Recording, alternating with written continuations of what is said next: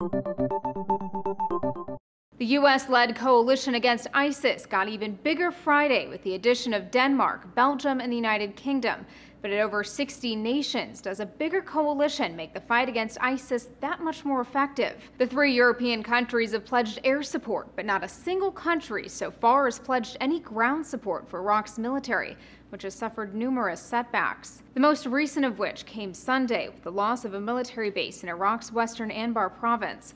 According to the Long War Journal, hundreds of soldiers are dead or missing after 200 were forced to flee an ISIS attack. Losses like that have some analysts believing ISIS can't be crushed without the presence of more Western troops on the ground. But because we don't have American forces on the ground, no boots on the ground, according to the president, then this sort of thing happens, and it will continue to happen. That's not to say the U.S. hasn't sent troops to Iraq. It has. President Obama has deployed more than 1,000 military personnel, mostly advisors, to the Middle Eastern countries since June. And Canada announced it was sending at least 70 non-combat personnel in early September, with it considering sending more at the U.S.'s request. But then there's Syria.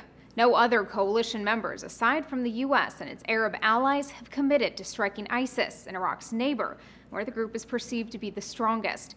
That's something a correspondent for Al Jazeera says makes some Baghdad officials worried. They're worried that a lot of countries are coming on board just to attack them in Iraq. They're wondering why that is. Why aren't the international coalition more unified when it comes to attacking both Syria and Iraq? That might not be the case for too long, though. While the UK opted not to vote on bombing Syria, the BBC reports it's not out of the question for Prime Minister David Cameron.